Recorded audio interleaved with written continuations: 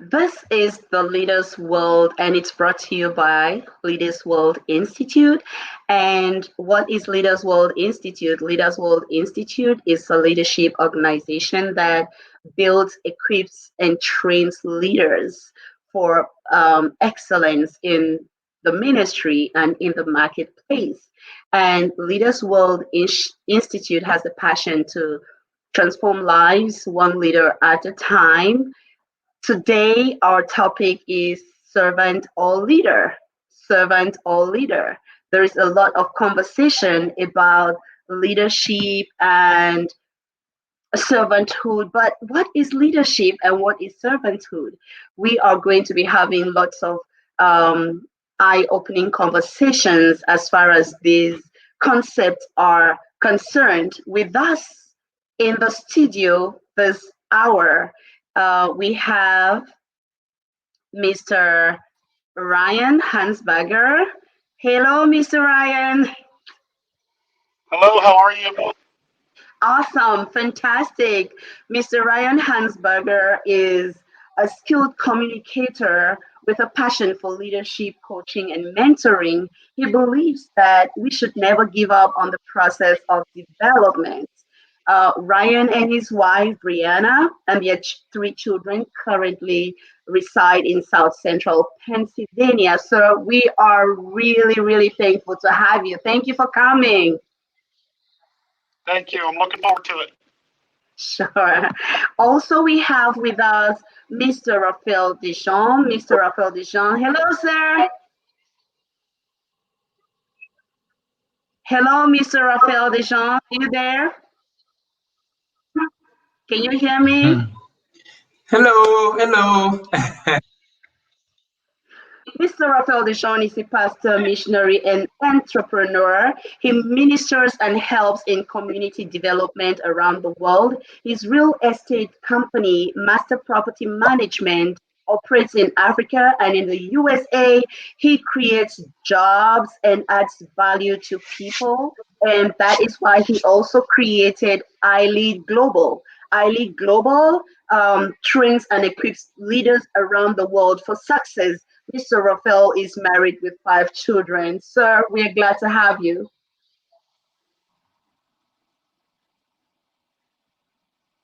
With us Thank also in you, thank you. I'm so beautiful, happy to be here with you guys. beautiful. With us also in the studio is Ralph Echu, and he has been described by friends, trusted friends, and trainees alike as a born leader. His heart for leadership has earned him positions in international organizations like Haggai Institute, and he is also a committed entrepreneur and a leader of many non-governmental organizations that are impacting the lives of people around the world. He is married and he is a bishop elect for Global Assembly. Sir, we are so glad to have you. The pleasure is indeed mine. Well, ladies and gentlemen, thank you so much for joining us on this episode of The Leaders World. We are truly thankful that you're here with us, and we hope to make it an exciting moment, adding value to one another during this session. For your corporate and personal needs. Leaders World Institute, changing lives, one leader at a time.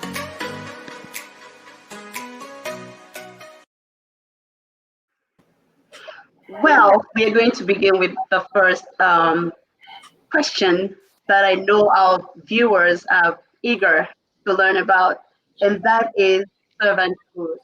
What is servanthood? What does this really mean?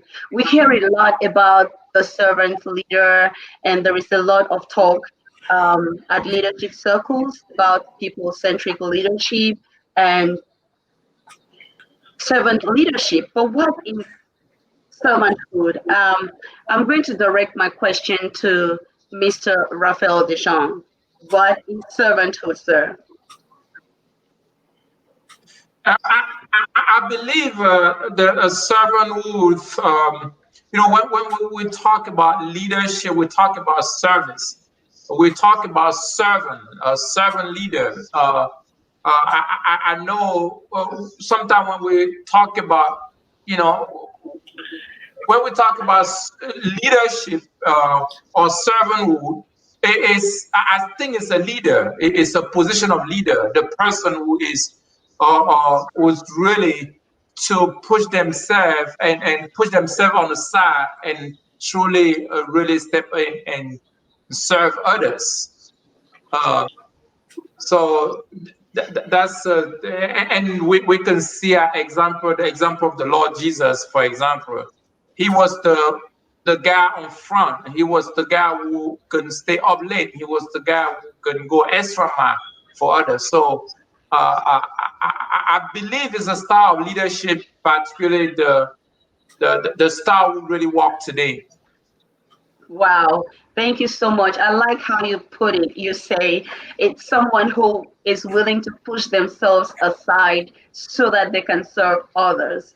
Sir Ryan Hansberger will be glad to hear from you your thoughts on servanthood. Yes, thank you. I agree with my brother there. It is about more of the team, more of the ultimate goal. It's less about self. You know, obviously, when we hear about being a leader, it kind of points to an individual, but servanthood is more about putting the team first. I've always felt that, and I do agree also that as a servant, that is leadership, and we'll get to leadership being influence, I'm sure. But as a servant, you can do the same thing just by serving and allowing other people to see by example how you're putting the team first. I like how you emphasize putting the team first and by example, putting the team first. Servanthood, Dr. Ralph Echu, what is it? Yeah, thank you so much. I was just looking at this word and I saw that it's a kind of compound word. And the first part of this is servant, and the next part is hood. And I was just trying to do a definition of who a servant is. And I discovered that the servant can be defined as someone who is like an attendant, someone who is a helper, someone who plays a role. And that role will be a role like a supporting role. And I was just looking at this role, and it became clear to me that servanthood is the mystery pathway to sustain greatness. Ask Joseph. He will tell you that his role in the house of Potiphar as lead servant was where the skills were acquired. And he distinguished himself in that position. And even when he was in prison, he still served others by interpreting their dreams. And he did that to Pharaoh, and he rose to greatness in Egypt. Servanthood, the mystery pathway to sustain greatness. I just like how you unlock the aspect of greatness and linking it up with servanthood. You know, we sometimes have the notion that a servant is the underdog.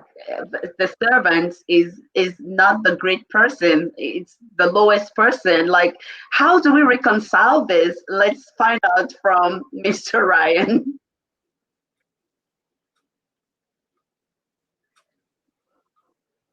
How do we reconcile servanthood and greatness, Mr. Ryan?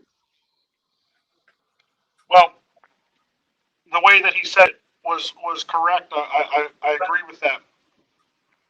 With greatness, I mean, obviously we look at Jesus again as that example that he served.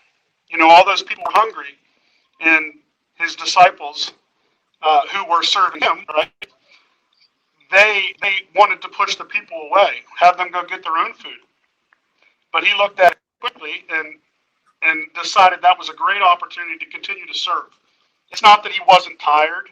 It's not that he may have not been pushed to his physical limits with throughout the day. But greatness means that regardless of how you feel in the flesh, you still do what you expect to be done, and you serve. Wow. Regardless of how you feel, you still know, you Wow. still do what needs to be done so that you can serve. Do we think that the notion of greatness and servanthood can be reconciled, Mr. Deschamps?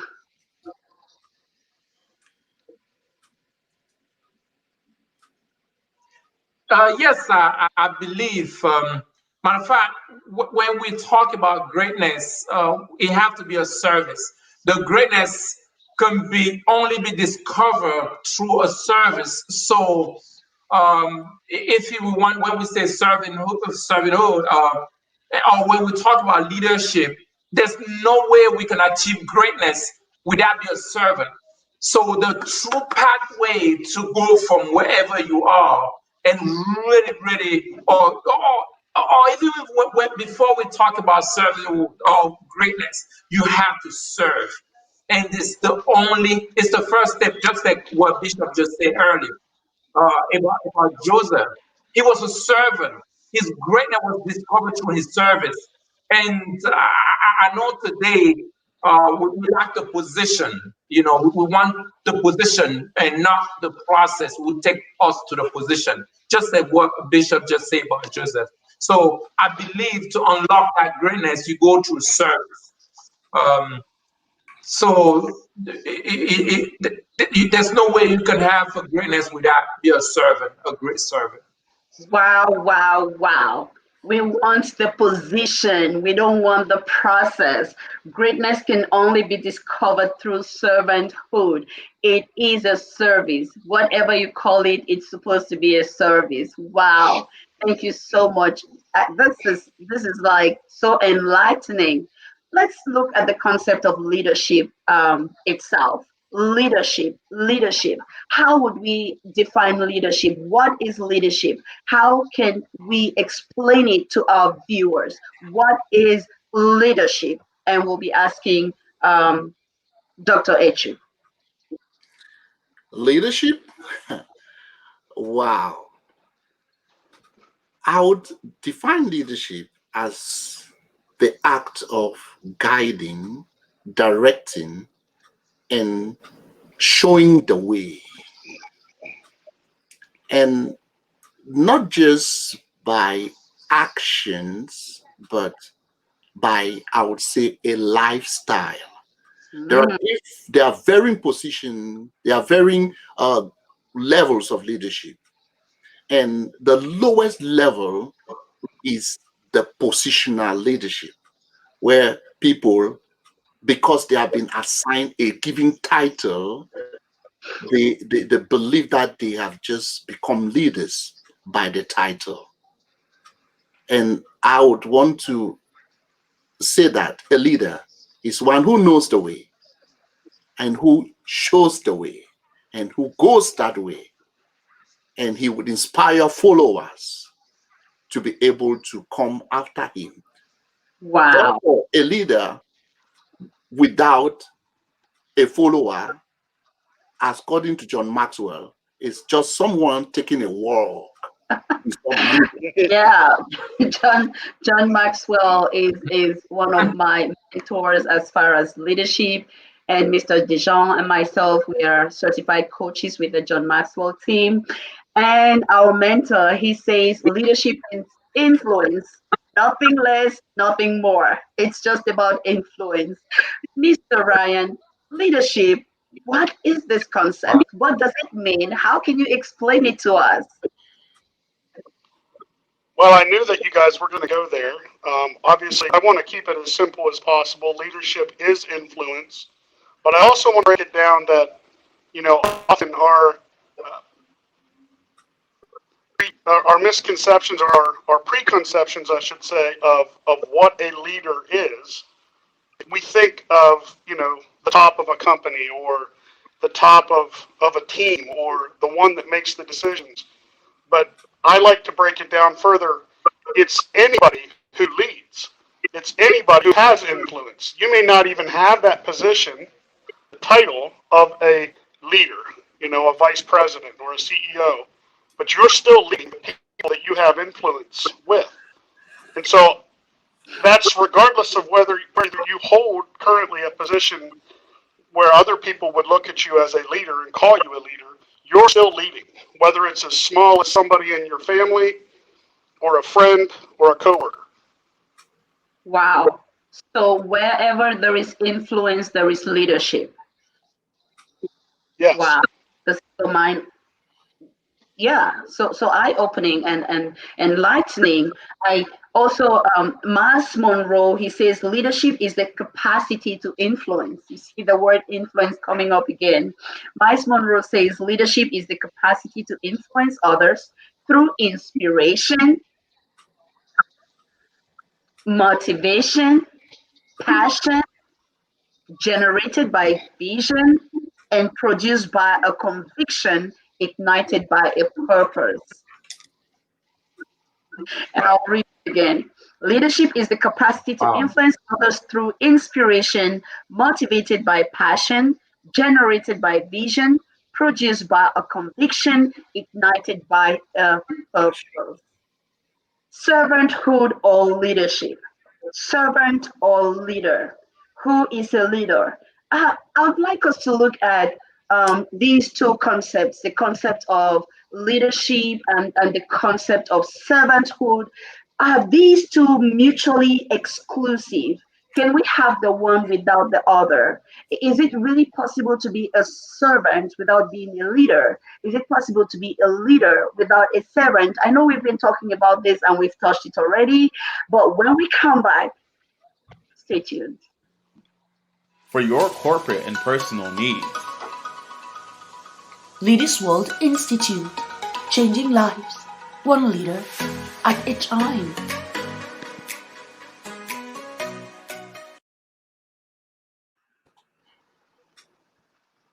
I have actually had conversations with people who said, "Oh, you see, there is so much talk about leadership, leadership, leadership, but it's supposed to be servanthood, servanthood, servanthood." And I'm standing there and wondering, okay, what is leadership and what is servanthood? Like, are these two concepts mutually exclusive? Can we have the one without having the other? Can you actually be a leader without being a servant? Can you be a servant without being a leader? This is Leaders World Institute. We build, equip, and train leaders for excellence in the marketplace and in the ministry. This broadcast is The Leaders World, brought to you by Leaders World Institute. And in the studio, we have Mr. Ryan Hansberger, we have Mr. Raphael Deschamps, we have Mr. Ralph Echu, and they are doing a fantastic job just having this conversation with me. Um, Let us know what you think about the broadcast and let us know by you commenting on the broadcast. How can we make it better? Because we are here to add value and to serve your needs. Mr. Deschamps, are these two concepts mutually exclusive? Can we actually have the one without the other?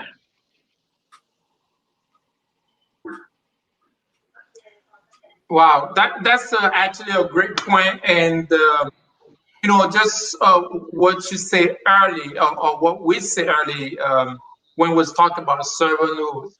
Now, even the low level of leadership, which is the appointment, we people are appointed in a position, which is the position of leadership. When you have been appointed, is to serve. So the appointment, when you get appointed somewhere, you have to start by serving. So the true leadership, the truth is that you cannot be a leader and not serve. I know for some of us who have a background, we came from Africa. Sometimes we confuse with the kingship, where you can be a lazy guy and put on a throne, and whatever you get on the throne, You oppress people, and people serve you. People feed you. People, work for you. You don't need to give direction. You can be accountable. Sometimes we have that misconception because we probably, we were brought up see leader who, who are actually there, just hold a position or office, and which the people have to do everything, find solution for them, and really nurture them and just serve them while the leaders sit back and fold their hand because he's the king. Um, and I think that's the misconception people have between the leadership and servanthood. So every leader, if you think you are a leader, if you call yourself leader, you must be that person who serves the people you are leading. You have to find a way. You have to get people. You have to influence people positively. You have to find a solution for the people you are leading. Uh, so I believe you cannot have one and not have another. Matter of fact, it says it means the same thing. If you give the definition of service, we just say what bishops say or what Ryan say, it's almost the same thing. It's really the same thing. So as a leader, first of all, we have to see ourselves as a servant. If you call yourself leader, you are calling yourself servant. You have to influence. You have to be intentional. You really get with people and add value to them, and that's what I believe. Wow. I could just feel your heart. I could just feel your heart, and I could feel your passion. Thank you so much for saying it and saying it the way you said it. I could just feel your heart, and I know that our leaders are also feeling your heart. Ladies and gentlemen, you just listened to Mr. Raphael Dejean. He is the founder of the leadership group or organization called I Lead Global. I Lead Global. If you go online and you just type I Lead Global, you are going to find out, uh, you will be able to find out more about I Lead Global and what Mr. Raphael Dejean does around the world with this leadership organization. Thank you so much for coming to share this wisdom with us on this broadcast. We're looking at the question, these two concepts, leadership and servanthood, are they mutually exclusive? Mr. Ryan. I would say that most people, um, I think they know that you can't have one without the other. But there are still going to be people who say, "Oh, I don't want to be a leader. I'm not a leader. I only want to serve." But if leadership really is influence, and we know that to be true, by the way that they serve, will lead other people. It may lead the person right beside them that also only wants to serve. And I like how Raphael put it. Um, you can't really unmarry those two. I mean, Hmm. you can think that you are, but you're really missing the power of having those two married together. It's like peanut butter and jelly.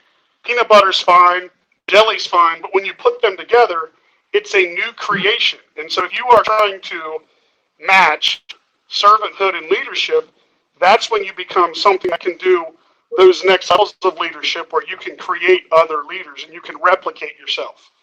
Without those being married, you'll never replicate yourself and you'll always stay at the lowest levels of leadership. Wait. Without those two being married, you can never replicate yourself and you will always stay at the low levels of leadership. I don't know if I'm the only one who heard that. I told you, ladies and gentlemen, from the beginning that Mr. Ryan is a skilled communicator with a passion for leadership, and he that the process of development is ongoing and we should never give up on that process.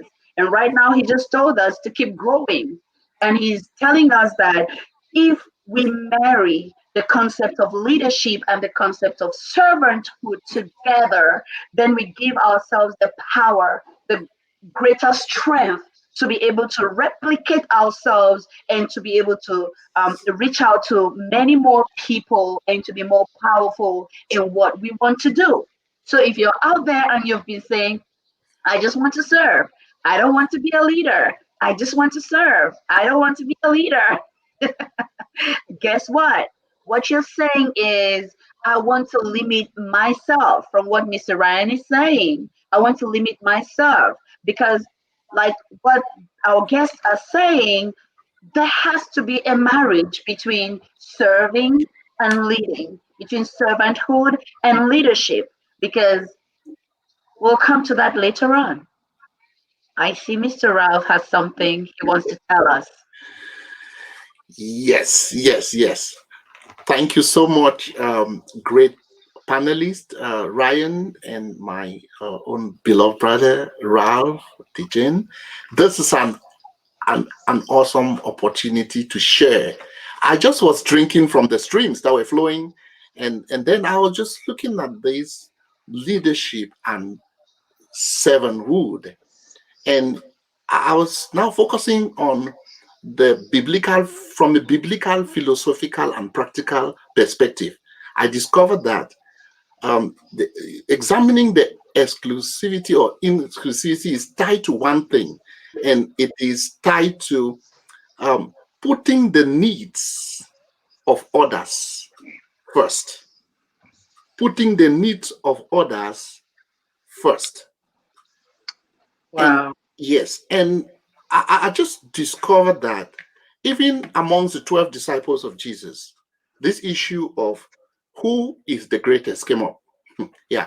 You know, in Mark chapter 9, verse 35, Jesus's disciples, after they were in the process of relating with him, they were trying to find out who would be the greatest amongst all of us. you know, so there is an inner desire in the heart of every human being to rise to the place of prominence, to rise to the place of influence, to rise to the place of power, to rise to the place of authority. But And significance. and significance. But those things, according to leadership philosophy and understanding the practice of leadership, that's the lowest possible ranking in leadership. And I would want to say that the way to the top, according to Jesus, is under. He says, in the book of Luke, chapter 16, verse 12, he says, if you're not faithful with another man's own business, who would give you your own? How do you enter into a place of authority, power, influence if you did not serve others, to bring others? If you had no opportunity to raise others, how would you be raised sustainably? That's why people rise up to places of position and authority and soon they crash because they didn't go through the process of serving and going through that mentorship, going through that, that apprenticeship. It's what guarantee sustained leadership greatness. So it is kind of intertwined. If you want to be a great leader, you must be a great servant. Thank you so much. Thank you so much. Thank you, ladies and gentlemen. The topic for today is servant or leader. Servant or leader. And we are digging to discover the nuggets that make us to be people of value, adding value to others. People of value, adding value to others. And at Leaders World Institute, this is what we do. We build, equip, and we train leaders for excellence in the marketplace and in the ministry. We'll be right back. For your corporate and personal needs. Leaders World Institute, changing lives, one leader at a time.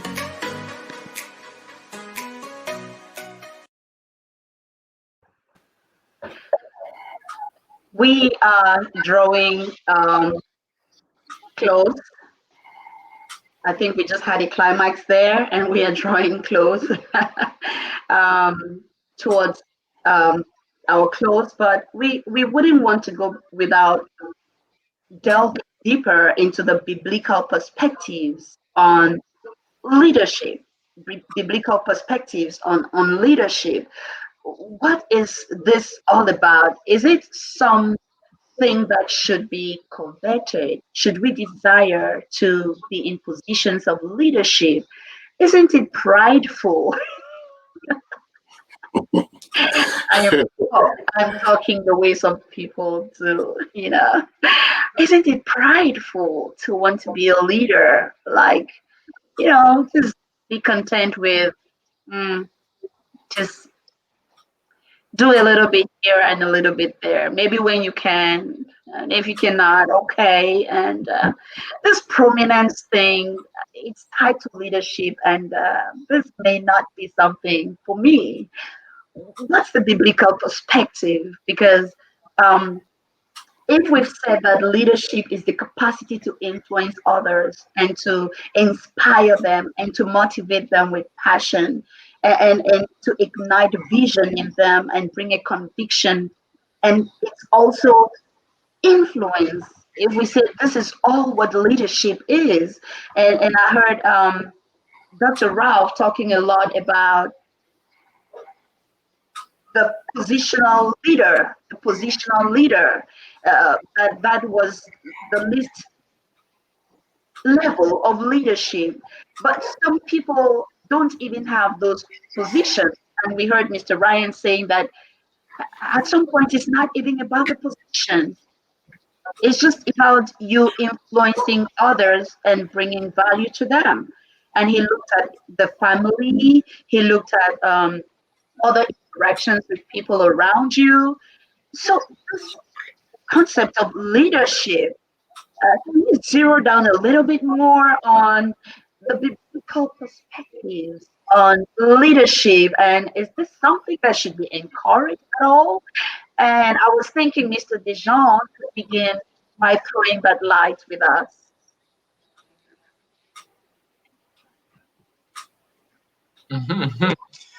Yeah, I mean, I think Bishop said it all.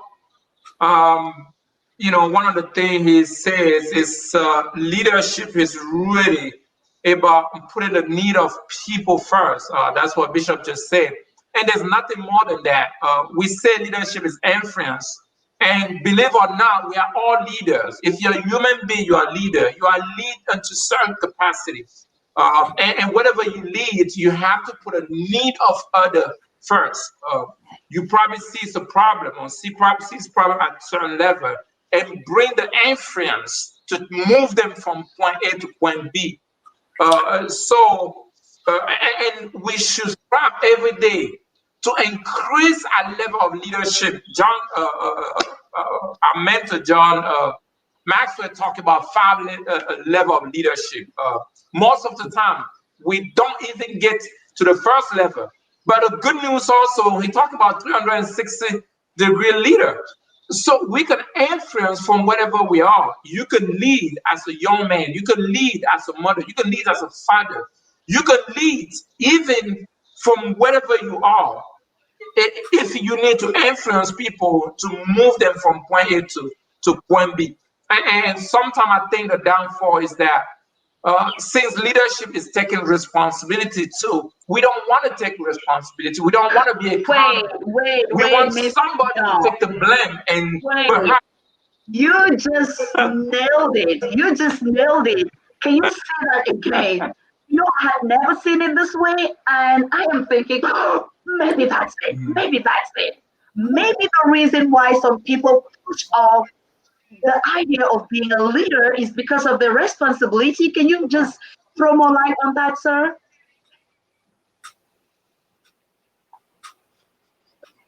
Yes, I mean, leadership is accountability. Like I said, Bishop said very, very well. If you want to be a responsible father, you must stand up and become a leader. If you want to be a responsible child, student, wherever you are, even at work, leadership is about accountability. Take responsibility. Why do we shift to another person? Sometimes we need a position, or we need to, like I said earlier, the way it goes in Africa, we need that to sit on that chair and shift the blame and not take responsibility.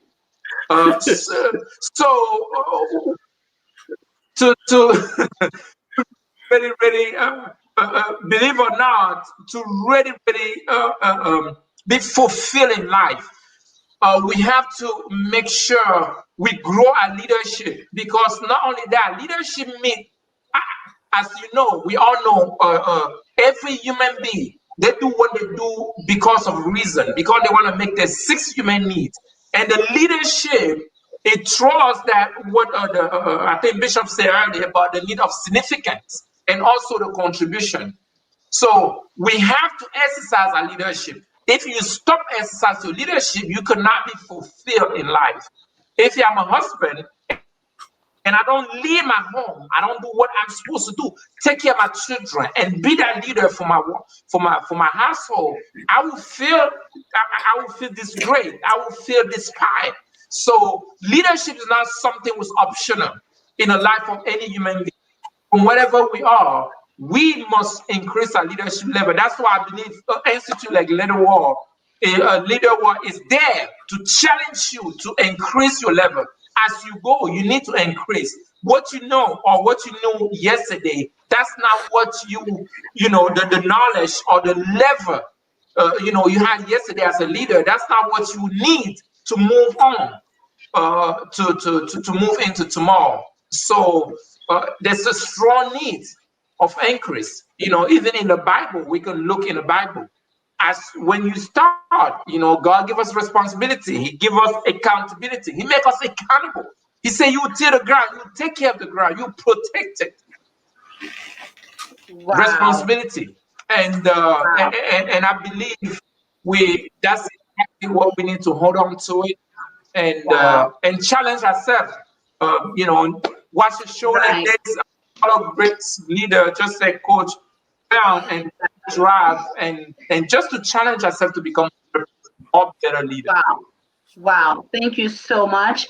And one of our viewers, Rafa Ayuk, has posted a question: how important is accountability and responsibility in leadership? And I think that's what Mr. Dijon has been handling with us. He also sent another question: can you be do as I say and not as I do leader?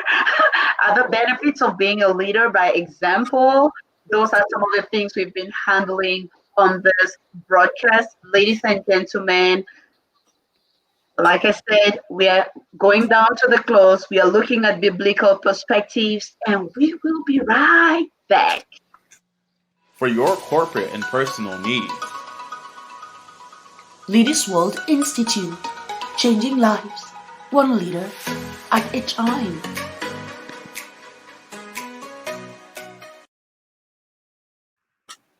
Biblical perspectives, that's what we are looking at right now. And I'll turn my attention to Mr. Ryan Hansberger, who is here with us. Sir.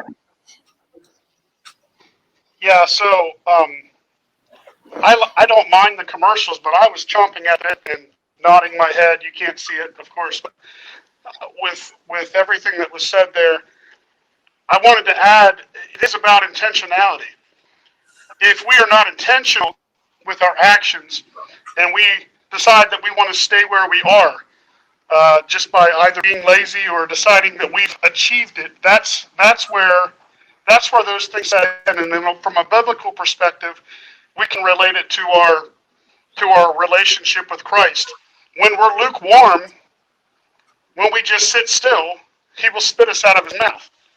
He doesn't want us to be lukewarm. He wants our intent to be continuing to go after him. And so everything that we see modeled in Scripture should also work in a scenario. If you're not intentional to push against the boundaries of what you think you can do with leadership and influence, Right. you'll never develop. We'll always be on baby's milk. And Right. and so I always like to use the example of a toddler. Because also as a leader, if you're influencing other people, when you're teaching other people, if a toddler is trying to learn how to walk, they obviously see you walking, right? But if you're sitting there and you're doing the do as I say, not as I do, that's kind of like tripping a toddler. Nobody would think that's a good idea. The toddler would maybe get hurt, maybe not want to try to walk again. So it it's would about bruise leadership their by ability. example. Say it again. Are you saying that it's about leadership by example? Yes. Yep. We need to be careful that we are helping through intentionality, helping other people to develop as well. We don't want Okay. to be the reason why they delay or don't Mm. reach the potential that they should reach. Oh wow. Oh wow. Thank you so so much. And I'm turning myself to um, the Dr. Ralph Echu. We're looking at the biblical perspectives on leadership, and Mr. Ryan has told us about intentionality. We have to be intentional about our growth. And I heard that really clear, and I even wrote down there is a call to growth in my notes. For those of you watching, I hope you're taking down your notes. I wrote in my notes there is a call to growth. So, um,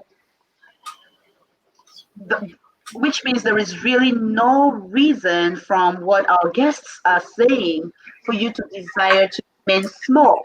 Because if what you're doing is good and it's adding value, you want to multiply that impact. You want to multiply that in the lives of others. So,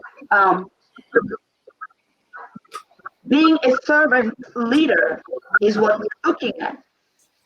And we have determined from the conversations that to be a leader is a servant.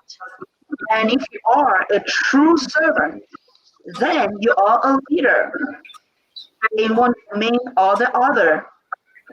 Um, we've looked at people with positions who lead, and we've also seen people with no positions who lead because leadership is influence. So long as we are able to influence people, we are leading them in one way or the other. We want to multiply that influence, that impact, and the dimensions of that impact.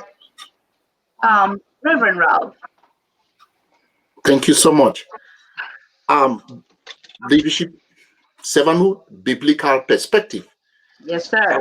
Looking at the scripture in Matthew chapter 23, verse 11, Jesus spoke clearly. He says, the greatest amongst you must be the servant of all. Mm. This speaks volume. This speaks volume. This is very huge.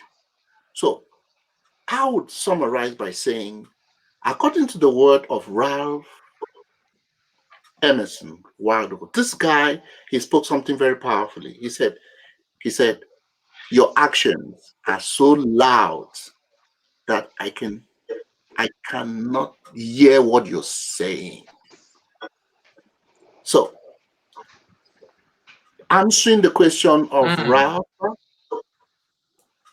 a leader must be someone who actually manifests in every way by example his leadership principles, Mm-hmm. and by practice his leadership principles. He should be able to demonstrate that in everyday life. And so the basic tenets to me of leadership is servanthood, exemplary leadership by service. And once you do that, it becomes true that, like Joshua, his only qualification was that Joshua, Moses' servant. But because of that title, that Wait, his only qualification was Joshua, Moses' servant. and I love that. when Moses was called up at the end of his presidentship of the nation, or the next person in line it was not the qualified lawyers, it was not the great aristocrats or professors, and it was God looked at who? God looked at the best qualification as far as God is concerned, it's the qualification of servanthood. And Moses' servant Joshua was the one who was chosen, not the priest. Ladies and gentlemen, that is Reverend Dr. Ralph Echu you've been listening to. It has been training leaders um, for more than 2 decades. And today he is telling us it's mind blowing the way you put it. The only qualification that he had was Moses, Joshua's, Moses' servant. That was his CV. And that was his CV. Mm-hmm. And that's what qualified him to lead millions of people after Moses was gone. And um, I wanted to add something to that, go ahead, sir. I'm if I just could. thinking on this.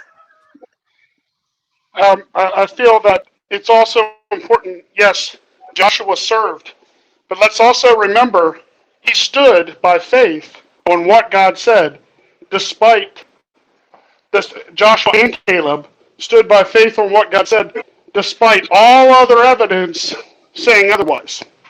Right, right. And that's a key thing because our authority must line up. Wow. Authority must line up. We'd just like to get your last words. Gentlemen, thank you so much for responding to our invitation. And we have just been truly thankful, and we still are, for every contribution you've brought to us today. People of value, adding value to others, and that's who we are. Your last word, sir, Mr. Dejean.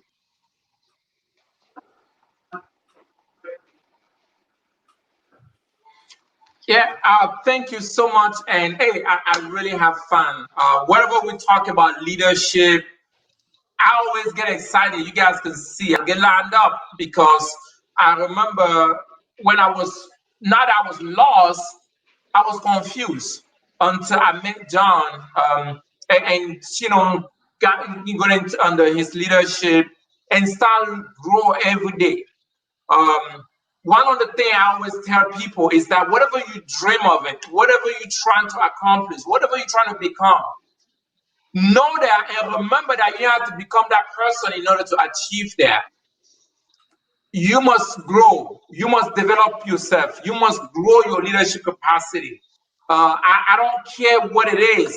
The matter of fact, when you look in your life, everything reflects your level of leadership, your income, the size of your ministry, the size of what you're doing, even the type of job you have. It reflects your level of leadership.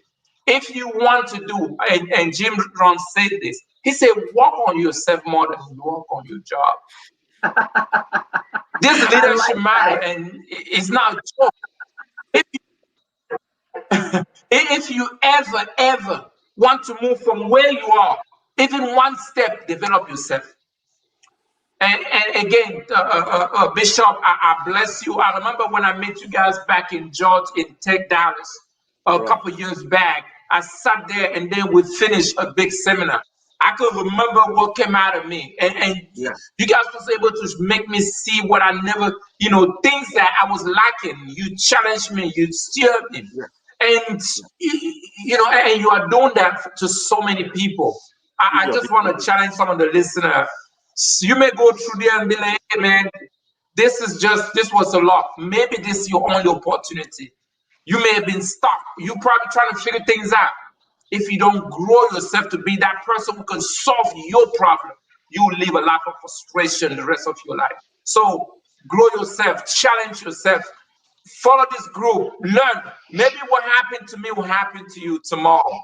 But whatever you do, Grow yourself. grow yourself. Leadership is influence. Leadership is adding value to people, but that value must flow from you to other people.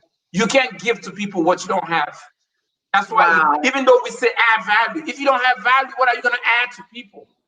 Nothing. Wow. Add value to yourself, and then Wow. you can do this. Thank you so much. Wow, wow, wow, wow. I could feel that again. I could just feel it. Thank you so much, ladies and gentlemen, dear viewers. That was Mr. Raphael Deschamps, the leader, the founder of the organization I Lead Global. You can know more about I Lead Global by going online and just typing I Lead Global, and you will find out what iLead Global can do for you, and you can partner with iLead Global and be part of what Mr. Raphael Dejean is doing. He is an entrepreneur and he is a missionary doing amazing things and changing communities. He is someone you would like to connect with. Thank you so much, sir. Thank you for honoring our invitation. And I'll turn my attention to Mr. Ryan Hansberger, who has been pouring out his heart with us on this broadcast. Sir, your last word. Thank you. This has been an honor. I really enjoy it. I hope there's more of these. I wanted to end with Alfred Benoit, who developed the IQ test. He believed. I mean, obviously, we go from a biblical perspective. That's where we're grounded. But there are a lot of people who may listen to this who may not believe the same that we believe. So it's important to also look at it from other perspectives Yes. and see that it still lines up. He believed that education and practice could bring about fundamental changes in intelligence. He says that he believes that with practice, training, and above all, method, we manage to increase our attention, our memory, our judgment, and literally to become more intelligent than we were before. That's not to say that everybody accomplishes everything that they're set out to, but what we've been given from the start is just the opening ingredients. If we stay in a fixed mindset, this is Carol Dweck now, fixed mindset creates an urgency to need to prove ourselves over and over. And we get locked into that mindset at an early age so that if we do not accomplish, we are not successful. And that's a really dangerous place to be. Whereas if we are in a growth mindset, the basic qualities are the things that you can cultivate through your efforts. Again, that intentionality.